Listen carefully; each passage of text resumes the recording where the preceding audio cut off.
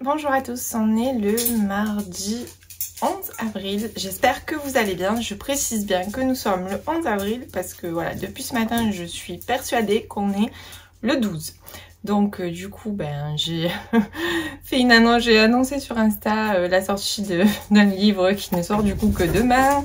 Je comptais aller en librairie ce soir après le travail pour me procurer le livre de Clarisse Sabar, Un air d'éternité, qui était censé sortir aujourd'hui, donc le 12, mais en fait nous ne sommes que le 11.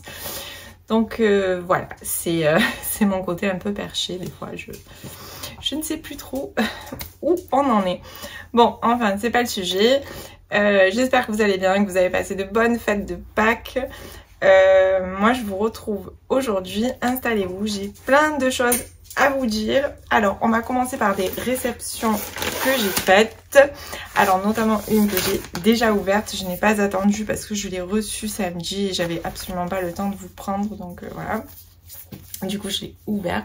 Alors c'est La ville des damnés d'Emma Bretnik aux éditions Démiurge, avec lesquelles j'ai un partenariat. Donc il sort le 25 avril, je le reçois donc en avant-première. Voilà, je tiens déjà à souligner le très beau travail éditorial. Alors moi qui aime les livres, en tant qu'objet livre, je le trouve vraiment magnifique. Donc voilà, je voulais vous montrer donc la couverture et puis même à l'intérieur. Alors donc déjà il y a une carte pour nous situer, donc du coup pour nous situer dans Paris. Je voulais vous montrer un petit peu la police. Donc elle a fait un petit lexique aussi des expressions de l'époque. Et puis voilà, ça c'est juste trop beau. Moi j'aime trop parce que du coup sur l'arête du livre, on voit les petites traces noires donc qui montrent ces pages. Bon voilà, donc c'était pour parler du travail éditorial. Je vais pour l'instant vous lire donc la 4e de couverture. En 1902, Paris est la ville des Apaches, ces gamins des rues chassés par la sûreté qui peuplent les bas-fonds bondés de la capitale. En ce début de siècle, enfoui sous la suie des usines, le galet, voleur au sein des loups, de la butte, pille la mauvaise personne. Sans le savoir, il va lier son destin à Amélie, marchande d'amour, qui se heurte aux portes closes. Champignol, un petit arnaqueur de la périphérie, qui commerce avec les loups de la butte, fait une mauvaise rencontre qui fera basculer la hiérarchie des gangs de Paris, précipitant le monde dans un chaos que les Apaches ne pourront traverser qu'unis. Mais la rue est une cruelle maîtresse et le peuple de l'abîme est comme l'eau et l'huile. Voilà, donc j'ai l'intention de le lire au mois d'avril vu qu'il sort le 25 et que je dois rendre ma chronique début mai. Donc je vous en reparle très très vite. Ensuite, celui-là me vient des éditions Cherche Midi et je l'attendais avec impatience. Voilà.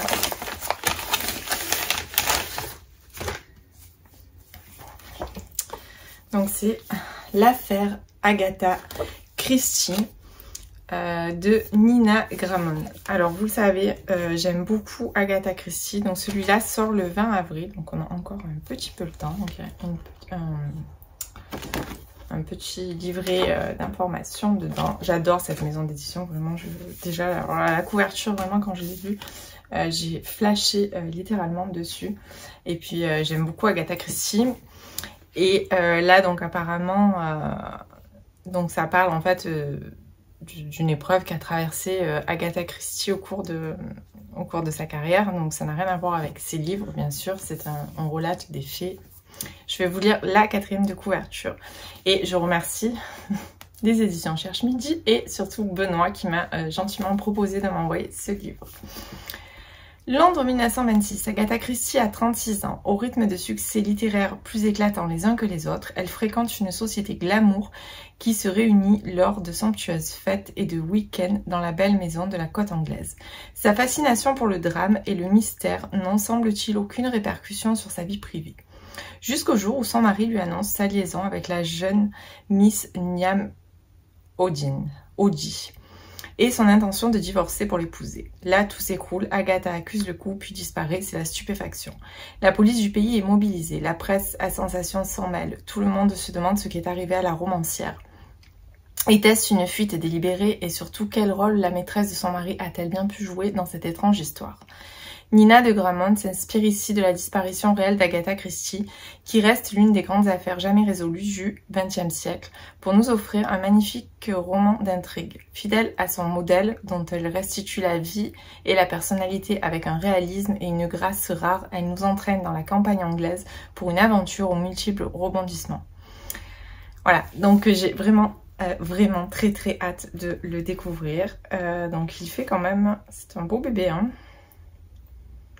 Ouais, il fait 400 pages à peu près.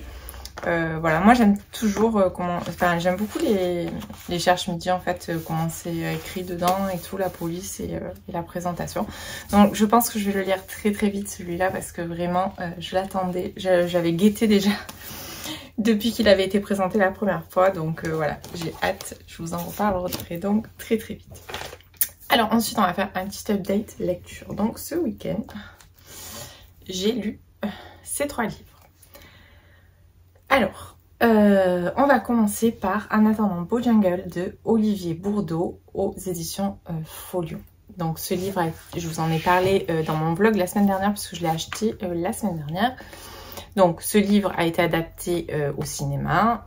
C'est en voyant passer, pardon, mais en plus je sais pas parler, en voyant passer la bande-annonce du film que j'ai eu très envie de découvrir l'histoire.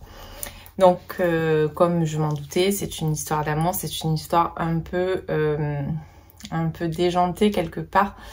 Alors, c'est très touchant parce que le narrateur, c'est un enfant, c'est le petit garçon de ce couple qui a une maman un petit peu loufoque, un petit peu perchée, une maman qui se fait appeler tous les jours par un prénom différent, une maman qui ne vit que de fêtes, d'invitations et de danse et... sur la chanson Mr.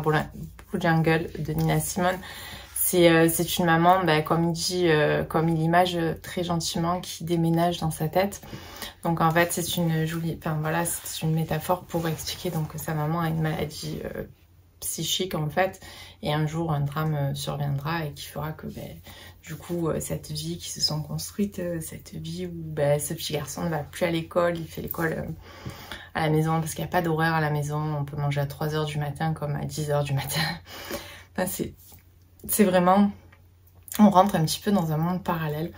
Alors je sais que certains vont pas aimer la comparaison, mais à l'époque moi j'ai lu il y a très longtemps, voire très longtemps, L'écume des jours de Boris Vian, donc et j'ai retrouvé un petit peu cette ambiance un petit peu pleine de métaphores. Alors attention, je fais pas de comparaison, je fais pas de raccourci, hein, mais voilà, quelque part ça m'a un petit peu plongé là-dedans. C'est une belle histoire d'amour, c'est une histoire d'amour qui est touchante et qui est alors même si c'est très excentrique. Moi j'ai bien aimé la plume qui est assez poétique. Alors bien évidemment on s'attend plus ou moins, on sait plus ou moins où ça va nous mener, mais voilà, c'était quand même très touchant. Alors après j'ai eu moins d'émotions que ce que je m'imaginais, parce que je pense que je m'attendais en fait. Je savais quelque part un petit peu ce que j'allais trouver dans ce livre. En plus il est vraiment très court, il fait 170 pages, je l'ai lu dans la soirée de vendredi. Voilà quoi, ça va très vite, il y a 2 heures de lecture quoi, en gros 2h30. Et voilà, mais je suis très contente de l'avoir découvert. J'avais envie de me plonger dedans, j'avais envie, je l'ai vu beaucoup passer, puis j'ai vu cette bande-annonce qui m'a attirée. Maintenant je peux regarder le film puisque j'ai enfin découvert le livre. Donc voilà, si vous avez envie de le découvrir ou si vous l'avez déjà lu et que vous voulez m'en parler, il n'y a pas de souci, c'est bien volontiers que j'en discuterai avec vous. Ensuite, j'avais demandé auprès de Nat Gallet, bienvenue à l'hôtel Savoie, la chambre 705. Et puis je me le suis acheté parce que j'ai flashé sur la couverture, donc je me suis dit tant qu'à faire, au moins je lis en version papier. Et voilà, donc c'était juste pour vous dire que j'avais à la base, c'était pour faire une petite, voilà, pour quand même remercier Nat Gallet qui me l'a envoyé en format numérique. Donc, je pense que je vous avais lu la 4e de couverture la semaine dernière. Ça me semble être du coup le tome 1 d'une série de Cozy Mystery à venir, enfin qui va sûrement se poursuivre. Donc c'est publié aux éditions La Martinière. Le travail éditorial est magnifique, la couverture est sublime. Mais par contre ma lecture est très mitigée, vraiment, voilà. J'avoue que je m'attendais à beaucoup mieux. Moi j'ai pas vraiment, en toute honnêteté, voilà, j'ai pas vraiment accroché. J'avais pas l'impression d'être dans un cosy mystery, à vrai dire. Alors on est en Angleterre, on est dans les années 60, donc il y a quand même ce petit côté un petit peu rétro qu'on peut retrouver voilà, par rapport à la période et par rapport au fait que ça se déroule en Angleterre. Mais en toute honnêteté, j'avais quasiment deviné la fin dans les premiers chapitres. J'avais de gros doutes et qui se sont avérés vrais. Le personnage principal, donc qui est Priscilla, j'ai pas pu s'accrocher que ça. Je trouve que voilà, ça manque un petit peu. Enfin, pour moi, je trouvais que ça partait un petit peu trop dans tous les sens. Je sais pas comment expliquer. Il y a beaucoup de personnages, il se passe beaucoup de choses. Et au final, on s'intéresse pas tant que ça au fameux meurtre au crime de la chambre 705, quoi, en fait. J'ai pas eu cette sensation par rapport à tout ce qui se découle dans le livre. Alors certes, ils ont mis des personnages connus dedans. Mais vraiment, je suis pas, voilà, j'ai pas été emballée. En toute honnêteté, je pense que même si cette saga se poursuit, je suis pas forcément sûre de lire de lire la suite. Alors peut-être je laisserai ma chance, c'était peut-être une mise en place aussi parce qu'effectivement, là, voilà, on apprend à connaître entre guillemets toutes les personnes qui sont dans cet hôtel, enfin le personnel de cet hôtel. Mais je sais pas, franchement voilà, j'ai pas fait waouh quoi. C'est vraiment, pour moi c'est très mitigé. Ça me donne pas du tout envie de poursuivre, comme par exemple quand j'ai lu Les Dames de Marlowe où j'étais super enchantée à la fin et j'avais qu'une envie, c'était de poursuivre, ou les enquêtes d'Anna Swenson. Ben voilà, après je suis pas une pro du cozy mystery, j'en ai pas lu tant que ça. Et là voilà, j'ai pas... Voilà, pour moi, c'est plutôt un flop en fait, hein, je suis honnête. Après, comme toujours, hein, je vous invite à vous faire votre propre avis. Mais en termes de cozy mystery, je me suis pas... voilà, je l'ai pas trouvé exceptionnel. Vraiment pas du tout exceptionnel. Alors, je l'ai lu jusqu'au bout et je l'ai lu plutôt vite en plus, hein, parce que je l'ai lu du coup dans la journée de samedi. Non, samedi, un petit peu, j'ai terminé, je crois, une centaine de pages dimanche. Voilà. Donc je l'ai lu assez rapidement, mais ça m'a pas plus emballé que ça. Donc voilà, la semaine dernière, je cherchais désespérément à me procurer The Perfect Match de Lila Mars. Je l'ai vu passer sur plusieurs comptes Insta et il me tentait énormément. La semaine dernière, je suis allée en librairie, il était en tête. Après Les Mauvaises Épouses, il y avait The Perfect Match et je ne l'ai pas trouvé en librairie. Et je l'ai trouvé par hasard quand je suis allée faire mes courses à Auchan samedi. Et là, j'étais trop contente.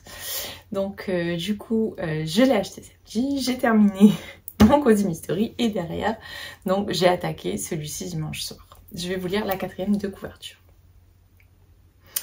Alors, nous sommes donc au 22e siècle. Ne cherchez plus l'amour. À votre majorité, la science vous indique qui est votre âme sœur. Respectez la loi ou écoutez son cœur. 98,8%. Elliot peine encore à y croire. Mais les résultats de son test de compatibilité sont sans appel. L'État américain vient de décréter scientifiquement qu'Isaac Mecca est son âme sœur la plus pure, celle avec laquelle elle devra se marier et emménager dans les prochaines semaines. Alors que son cœur n'a jamais battu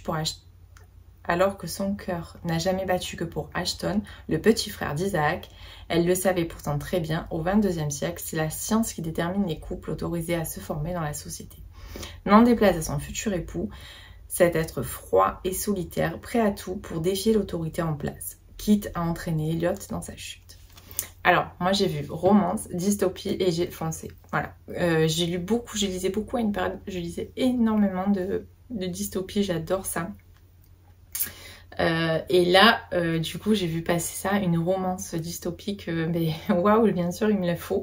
Et mon seul regret, c'est de ne pas avoir pris le tome 2 qui était disponible à ce moment-là et que je n'ai pas du coup, puisque je ne l'ai pas pris. Et que là, la fin me dit clairement, entame le tome 2. Donc voilà, c'est mon seul regret par rapport à ce livre. Et un petit bémol, alors vraiment, il y a un petit bémol, c'est...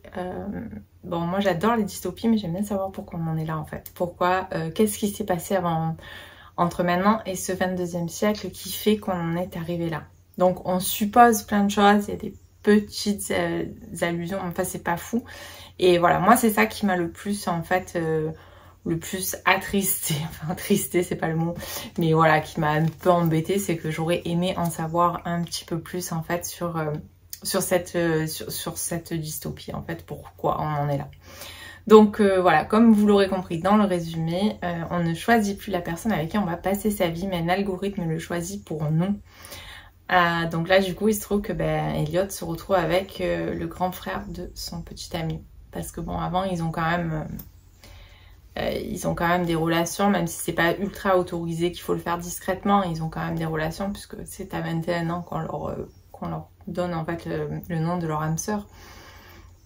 Et ça va être plutôt compliqué. Parce que déjà la grosse déception, hein, puisque voilà, c'était un couple qui se voyait poursuivre sa vie ensemble, étant donné que ça fait depuis l'âge de 16 ans qu'ils sont ensemble. Puis d'un coup on leur dit non en fait, et puis alors en plus c'est avec le frère, alors là du coup c'est... Voilà. Il se trouve que Isaac et Ashton en fait sont les fils du gouverneur, donc c'est plutôt un haut niveau de la société, et qu'elle vient plutôt, on va dire, d'un endroit un peu plus populaire. Et il va y avoir plein de choses à dire. Alors ça par contre c'était super, il y avait une intrigue de fou. J'ai beaucoup aimé l'intrigue, alors même si c'est une romance, alors attention hein, je vous préviens, par contre c'est de la romance, on est vraiment dans le cadre romance, on est dans un Enemy to Lovers que j'ai adoré. Parce que alors vraiment, les joutes verbales, leur rapport, vraiment je me suis régalée. Pour vous dire, il est quand même assez, voilà, il est quand même costaud, puisqu'il fait 533 pages, je l'ai lu vraiment, j'ai lu une centaine de pages samedi soir. Non, dimanche soir, pardon, je suis complètement décalée. Dimanche soir, et je l'ai terminé hier. C'était vraiment génial, je me suis absolument régalée. Mais la fin clairement, elle nous donne envie d'ouvrir le second tome, parce que on s'arrête en plein de choses. Il s'est passé plein de choses. Bon, je veux pas vous dire, bien sûr, je vais pas vous spoiler la fin. Mais voilà, si vous cherchez une romance un petit peu sympa, et celle-là franchement elle est vraiment très sympa, hormis le côté dystopique. Alors si le côté dystopique vous fait peur, allez-y quand même, parce que comme je vous dis, on rentre pas vraiment dans les détails de ce qu'il a pu se passer. Enfin voilà, c'est pas ultra détaillé à ce niveau-là. Par contre c'est vrai que du coup ça fait un petit peu société futuriste et ultra contrôlée. Moi j'ai trouvé ça plutôt, voilà, dans l'intrigue c'était plutôt sympa. Et les personnages ils sont top quoi. Isaac, moi j'aime trop, vraiment, c'est... Voilà, j'ai trop aimé Isaac et Elliot, son caractère, et puis... Mais alors les révélations de la fin, vraiment je m'y attendais pas. Il y a vraiment des choses auxquelles je ne m'attendais pas du tout.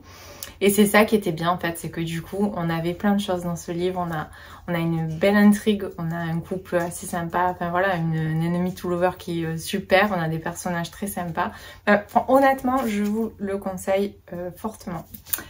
Voilà, bah écoutez, ça sera tout pour aujourd'hui. Je pense que j'ai encore bien fait ma pipelette et que ce vlog va encore être très long. Dans tous les cas, je vais essayer de trouver le roman de Clarisse Sabar, parce que ça devait être ma lecture de ce soir, mais bon, du coup, je pense pas que je vais le trouver en librairie. Enfin, des fois, avec un peu de chance, on sait jamais. Et sinon, je me choisirai un livre et je vous reprends, bien évidemment, plus tard pour vous en parler.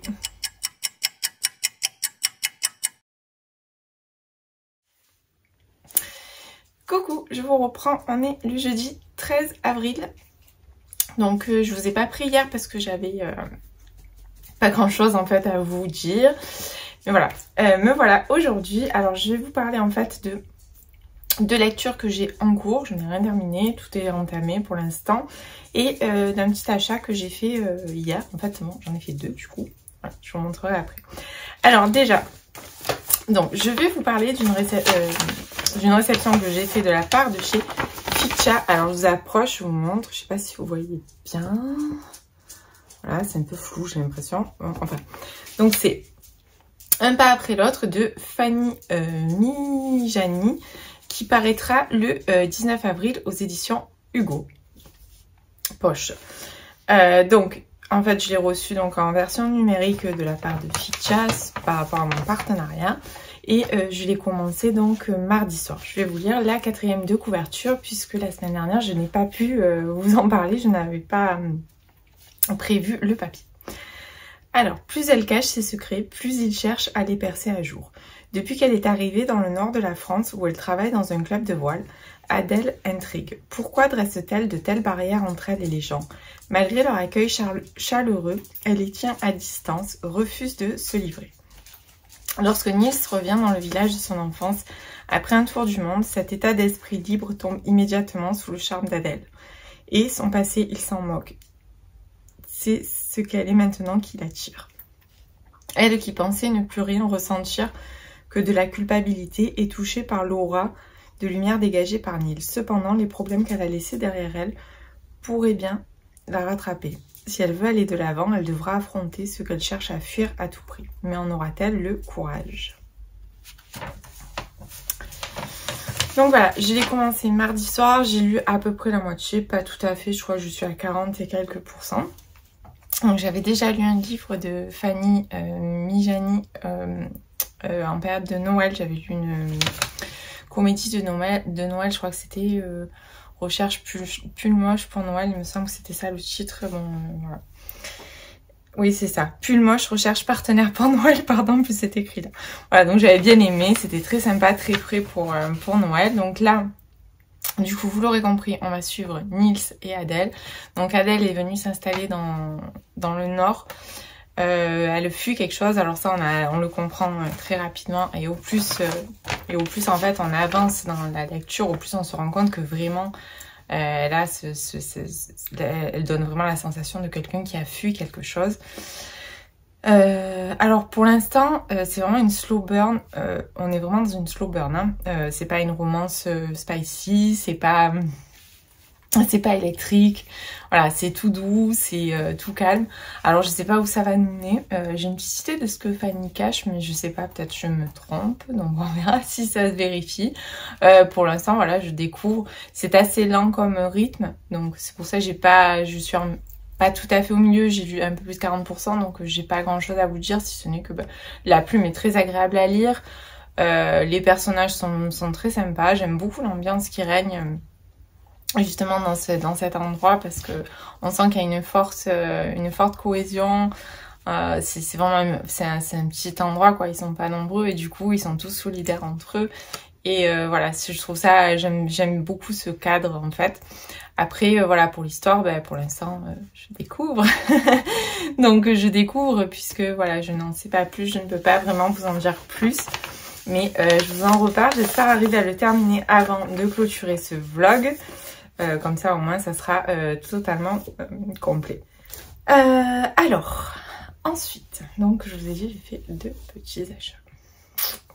Alors on s'en doute, c'est le Clarisse Sabart, donc c'est Un air d'éternité qui est paru hier aux éditions Charleston. Donc c'est un roman de Clarisse Sabart, et les romans de Clarisse Sabart, je les attends toujours avec beaucoup d'impatience. J'avais vraiment très hâte de le tenir entre les mains, donc du coup je suis allée le récupérer hier pour pouvoir le commencer de suite. Ce pourquoi j'ai un petit peu laissé de côté, enfin pas laissé de côté, mais voilà, j'ai alterné un petit peu ma lecture. Parce que j'étais vraiment pressée de découvrir le roman de Clarisse Sabart. Alors, j'adore cet auteur, vous le savez, enfin vous le savez, non, sur YouTube, j'en ai encore jamais parlé quasiment, je pense, à part dans mon bilan. Mais voilà, ceux qui me suivent sur Insta savent que j'aime beaucoup cet auteur. Donc c'est son 12e roman, je les ai tous. Alors je ne les ai pas tous lus, il m'en manque que 3. Bon, sans compter celui-là bien sûr, que je suis en train de lire, mais il m'en manque 3. Donc dans ces premiers romans que je n'ai pas encore lus, mais que je me garde en fait précieusement, parce que voilà, quand on a un petit coup de mou, je trouve qu'un roman de Clarisse Sabart, c'est juste que du bonheur. Vraiment, voilà, je suis totalement fan. Voilà, j'aime sa plume, puis j'aime aussi ce qu'elle dégage quand on la voit ou qu'on l'écoute parler, ou j'ai eu la chance moi de la rencontrer cette année au salon de Toulon. Et voilà, ça a reflété exactement ce que je m'imaginais d'elle, et c'est ça qui était absolument génial. Donc là, je vais vous lire la 4e de couverture. Châtillon-sur-Indre. L'été 2018 s'annonce mouvementé pour Lisa. Tandis qu'elle s'apprête à recueillir sa mère, fragilisée par la violence de son ex-compagnon, elle doit également héberger son grand-père, Loulou, dont la maison est en travaux. Or, cela fait 8 ans que tous les deux ne se parlent plus. La présence de Tim, son petit garçon qu'elle élève seule et que tous adorent, suffira-t-elle à apaiser les tensions? Lisa a à peine le temps de se poser la question qu'elle est confrontée à un autre problème, la rénovation de la maison de Loulou, mais toujours une pièce condamnée contenant un mystérieux coffret. Comment Lisa aurait-elle pu imaginer que celui-ci renferme un terrible secret qui tourmente son grand-père depuis son enfance? Tout commence en juillet 1939, lorsque la jeune Aurélia, inquiète de voir son monde vaciller face à la menace d'une nouvelle guerre, décide de tenir son journal des événements. À la suite de Lisa et d'Aurélia, deux héroïnes inoubliables, Clarisse Sabart nous entraîne dans une fresque familiale et historique éblouissante au cœur de la Seconde Guerre mondiale. Donc voilà, alors si vous avez déjà lu Clarisse Sabart et si vous n'avez pas encore lu Clarisse Sabart, je vous invite bien évidemment à découvrir Clarisse Sabart. Parce que franchement, le jour où on y goûte, je pense qu'on peut plus s'en passer, vraiment. C'est voilà, bon attention, après il faut aimer les romans historiques, il faut aimer les romans remplis de secrets, enfin, un peu en mode saga familiale. Mais voilà, c'est vraiment, Clarisse, voilà, c'est vraiment une plume délicate.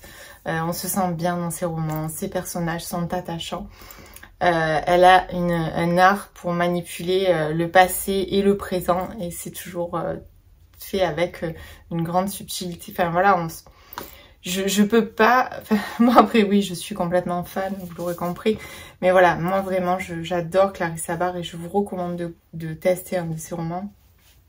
Alors jusqu'à présent, comme je vous dis, je les ai quasiment tous lus, sauf 3 du milieu en fait. J'ai lu son premier roman avec lequel elle avait gagné le prix romantique, donc Les Lettres de Rose. Elle avait gagné le prix du livre romantique et avait été édité chez Charleston, donc il y a 12 ans du coup, je crois. Non, peut-être un peu moins de 8 ans je crois. Enfin, je sais plus exactement, mais je sais que, bon voilà. Et celui-là, c'est celui par lequel j'ai découvert Clarisse Sabart, avec lequel j'ai découvert la plume de Clarisse Sabart. Et vraiment, j'ai eu un coup de cœur littéraire. Je me suis dit, mais il faut vraiment que que je découvre encore plus. Ensuite, j'ai découvert toute... non, d'abord, j'avais découvert La femme au manteau violet, qui est absolument divin. Et après ça, j'ai suivi toutes ses parutions. Et j'ai lu toutes ces romances de Noël puisqu'elle nous livre une belle fresque de Noël avec une intrigue qui se passe à Valennon où donc du coup tous les 2 ans elle sort un livre et elle se consacre à un des habitants, à un des personnages en fait que l'on retrouve. Et depuis je suis toutes ces parutions et il me reste 3 livres à lire, donc il me reste La plage de la mariée, Le jardin de l'oubli et Ceux qui voulaient voir la mer. Donc c'est 3 qui sont encore dans ma palle, que j'ai pas encore eu le temps de caser, mais que je me garde en fait quelque part parce que je me dis on sait jamais si... Voilà, on sait jamais ce qui peut se passer. Donc j'ai toujours un roman de Clarisse Sabart à lire sous la main. C'est un peu comme... Je sais pas comment expliquer ça quand j'aime beaucoup un auteur. Alors soit je l'ai suivi vraiment dès le début et du coup tous les ans j'achète la parution et je la lis instantanément, comme par exemple avec Virginie Grimaldi. Que pareil, dès que le roman sort, je l'achète, je le lis le lendemain.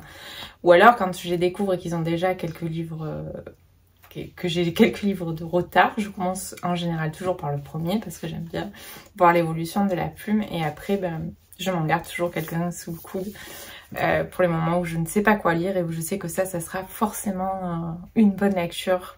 Voilà. Donc là, comme vous voyez, j'ai lu... Même pas une chaire, hein, je pense, j'ai lu 150 pages sur 450, bon, ouais, ça fait une chaire à peu près.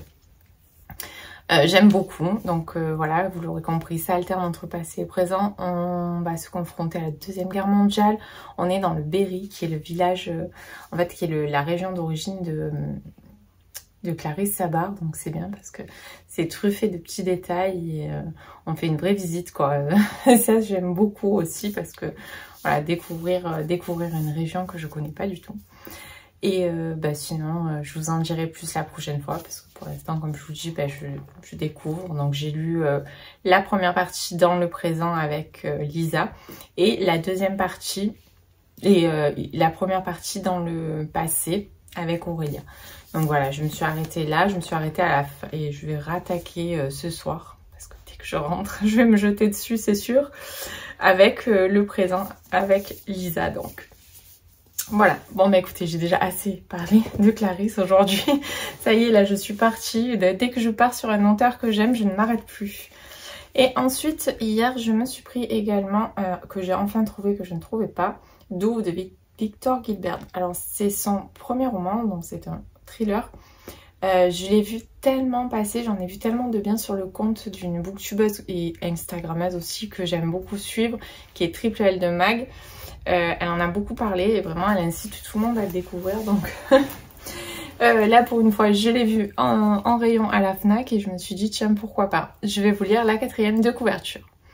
Le gamin a Douve dans les veines. Cette phrase, l'inspecteur Hugo Bloren l'a entendue plusieurs fois lorsqu'il était enfant. Aussi, lorsqu'il apprend qu'un meurtre a eu lieu à Douve, il y voit un signe. Son père est mort, sa mère souffre de la maladie d'Alzheimer et sa dernière chance de comprendre son lien avec ce village perdu au milieu d'une forêt de sapins. Tout ce qu'il sait, c'est que son père policier, lui aussi, a été envoyé à Douve il y a 40 ans pour enquêter sur la fuite médiatisée d'un Islandais accusé de meurtre et que sa mère, journaliste, l'a accompagné pour écrire un livre sur l'affaire. Son arrivée à Douve, hors du temps, auréolée de mystère et de secret, va signer le début d'une quête de soi autant que de vérité. Voilà, bon ça me tente beaucoup, je pense que je vais le lire rapidement celui-là, je vais essayer de le caler rapidement, enfin je sais pas, de toute façon j'ai une palle qui devient totalement indécente, donc je ne sais pas, on verra. Mais écoutez, pour aujourd'hui ça sera tout, j'ai encore beaucoup parlé, ce vlog va encore être super long, je m'en excuse, je suis vraiment désolée de parler autant. Et puis bah écoutez, je vous dis à très vite parce que dans tous les cas j'aimerais bien vous parler donc d'un air d'éternité et d'un pas après l'autre dans ce vlog pour avant de le clôturer. Voilà, bah écoutez, à plus, je vous reprends plus tard.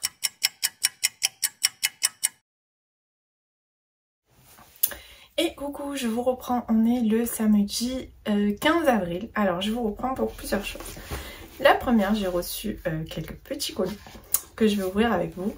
Et la deuxième, j'ai terminé hier soir un air d'éternité de Clarisse Sabar.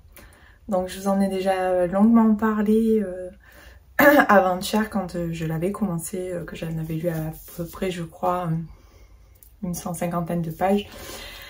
Et donc hier je l'ai terminé d'une traite, j'ai lu plus de la moitié hier dans la journée. Et voilà, comme d'habitude je suis totalement enchantée par ce roman. Donc comme je vous l'avais dit, les romans de Clarisse Sabar c'est souvent donc c'est en double temporalité, donc elle nous fait voyager entre passé et présent. Donc ici on suivait dans le présent Lisa qui est donc originaire du Berry, puisque c'est toute l'intrigue en fait se déroule au Berry, et d'ailleurs c'était absolument formidable de découvrir tous ces endroits au travers de la plume de Clarisse. Et donc Lisa élève toute seule son petit garçon, elle est traductrice et alors qu'il y a des travaux dans la maison de son grand-père et qu'elle va héberger, elle va découvrir un coffre dans lequel elle va découvrir un carnet qui appartenait à Aurélia, qui est une donc de ses ancêtres. Donc c'est donc Aurélia, pour vous situer, c'était la tante de Loulou, son grand-père. Et Aurélia et Lisa, en fait, même si son grand-père n'est pas complètement d'accord, elle va se plonger dans ce carnet et découvrir un pan de l'histoire. Donc en fait, à travers Aurélia, on va se plonger dans la Deuxième Guerre mondiale, dans le Berry, où elle nous raconte un petit peu toutes ses activités, parce que Aurélia était résistante. Et c'était du coup, voilà, c'était vraiment génial de se plonger dans cette période. Moi j'aime beaucoup cette période, donc c'est toujours un plaisir. Et voilà, c'était touchant. Donc le truc que j'aime beaucoup vraiment avec les livres de Clarisse, c'est que elle construit des personnages qui sont absolument attachants, adorables. On a envie de les rencontrer tellement à la fin, tellement on s'y est attaché, tellement on est bien avec eux. Et elle glisse plein de petits trucs, alors il y a plein de petits clichés, on va dire sur l'époque, puisque là l'intrigue du présent se déroule en 2018, donc elle va nous parler par exemple de la Coupe du Monde. C'était, j'ai trouvé ça vraiment très bien placé, tout est bien placé en fait, puis elle aborde aussi pas mal de sujets très puissant en fait, comme là elle va aborder les violences conjugales, le fait d'élever un enfant toute seule. Enfin voilà, franchement c'était absolument génial. Si vous connaissez pas l'auteur, vraiment je vous la conseille, vous ne serez pas déçus. Et moi je vous conseillerais vraiment de commencer par Les Lettres de Rose, qui est donc son premier roman et qui est absolument magnifique. Je crois que ce roman, je ne l'oublierai jamais. Voilà, donc c'était tout pour le roman de Clarisse. Je vous en ai déjà longuement parlé quand j'avais commencé. Tout ce que je peux vous dire, c'est allez-y, foncez, vous ne pourrez qu'être ému. Je vous assure qu'à la fin de celui-là, j'étais vraiment... j'étais toute remuée parce que c'était vraiment ultra touchant et sa plume vous emporte tellement et vous êtes dans l'histoire. Voilà, vous pouvez pas faire autrement que d'être dans l'histoire en fait, et c'est ça qui est juste formidable avec ces romans. Donc je vous le conseille. Il est apparu aux éditions Charleston depuis le 12 avril. Il est disponible dans toutes les bonnes librairies et n'hésitez pas, foncez. C'est une petite merveille. Il y a rien d'autre à dire. Encore une fois, Clarisse a frappé fort et vraiment c'est un livre qui est ultra abouti. Moi j'ai trouvé très abouti vraiment. Si vous aimez la double temporalité, si vous aimez les secrets de famille et les personnages avec plein d'histoires touchantes, ben, je vous le conseille, foncez. Voilà, donc ça sera tout pour ça. Niveau point lecture, j'ai pas plus avancé sur le roman de Fanny Majani, pardon, Un pas après l'autre. Je pense que je vais le terminer aujourd'hui, mais je suis pas sûre de vous en parler dans ce vlog parce que je pense que je vais le clôturer aujourd'hui pour pouvoir vous le poster demain, faire mon montage. Et je vous parlerai de ce roman donc qui sort par contre. Sachez juste qu'il sort le 19, donc il sort mercredi prochain et franchement il est vraiment très bien. Moi j'ai lu un peu plus de la moitié là, je crois que je suis à 60% de lecture et franchement il est vraiment génial. Si vous cherchez une new romance, il est vraiment top, donc je vous en reparlerai mieux, je vous le détaillerai mieux la semaine prochaine. Alors maintenant on va passer au colis que j'ai reçu. Alors celui-là je pense qu'il me vient de chez Talent Édition. Voilà. Les emballages en tout cas ils sont toujours super bien emballés. Talent Édition, je ne sais pas si vous connaissez cette ME, mais à chaque fois les livres ils sont super bien emballés. Ils arrivent, ils sont en parfait état et ça j'avoue que c'est... Voilà, alors je vous montre, la couverture elle est vraiment très belle. Donc c'est Wall Street en feu, quand James Bond rencontre le loup de Wall Street. Alors, je vais vous lire la 4e de couverture. Après avoir vécu l'horreur des combats en Afghanistan, Tom Kessler pose son pactage à New York. Bien résolu à se défaire des stigmates de la guerre, il entame une prometteuse carrière de trader à Wall Street, dans une prestigieuse salle des marchés. Malgré une expérience limitée, il n'est pas le dernier à réaliser de jolis coups sur le marché hautement spéculatif, jusqu'au jour où il s'aventure dans une opération aux profits potentiels colossaux. Sans doute trop belle pour être honnête, sa vie, comme celle de ses proches, bascule lors d'une soirée glaciale à Brooklyn. De jeune loup à l'avenir radieux, Tom Kessler devient l'ennemi public numéro 1, entraînant avec lui son patron et quelques compagnons d'infortune. Peut-être a-t-il dérangé de puissants intérêts tapis dans l'ombre de la haute finance internationale. Mêlant avec brio les univers du trading, de l'espionnage et du grand banditisme, Thomas Payet s'initie à un thriller financier saisissant aux multiples rebondissements hautement addictifs. Donc, oh, il était bien emballé et pourtant, il est arrivé abîmé. Bon, je vais essayer de le remettre en place. Donc, je vous le remonte. Alors, j'ai jamais lu de thriller financier. Ce sera une première, mais ça me tentait bien. J'avais vraiment très envie de découvrir. Donc, je crois qu'il sort là. Voilà. Ah ben, c'est une épreuve non corrigée. Épreuve non corrigée à paraître le 26 avril. Donc, voilà. Moi j'ai ma réponse, donc je vais essayer de le lire assez rapidement à la fin du mois pour pouvoir en parler et puis pour pouvoir en parler le jour de sa sortie. En tout cas j'aime beaucoup la couverture et je remercie Talent Édition pour l'envoi de ce roman. Alors ensuite j'ai un colis qui me vient des éditions Le Duc et je sais ce que c'est. Et je suis en joie, mais vous n'imaginez pas à quel point je suis en joie. Parce que je sais exactement ce qu'il y a dedans. Il y a le tant attendu roman de Julien Rampant, La chanteuse de bal. Je l'attendais avec impatience. Et en plus dedans j'ai plein de petites choses. Donc dedans j'ai une petite carte de La chanteuse de bal. J'ai le marque-page, bon, la parution. Alors pour Doris, je te souhaite un joyeux... Je te souhaite un joli jours dans ce petit village, un joli séjour dans ce petit village. Et je suis ravie, il est donc dédicacé, c'est absolument magnifique. Vraiment, je suis trop contente. Alors je vais vous lire, donc celui-là il sort le mardi je crois, donc mardi on sera le 18 il me semble, hein, ouais voilà, il sort le 18.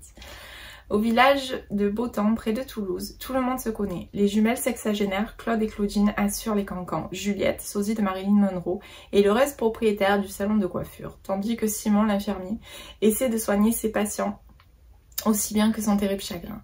Les habitants semblent mener une vie paisible jusqu'au jour où Odette Piquemal, la veuve de l'ancien maire, décède à l'âge de 80 ans et des poussières. Alors que tout ce petit monde se presse aux funérailles, une inconnue fait son apparition et décide, à la surprise de tous, de s'installer dans la commune. L'arrivée de la flamboyante Gloria pourrait bien bouleverser la tranquillité de Beautemps, qui n'a pas toujours été un village sans histoire.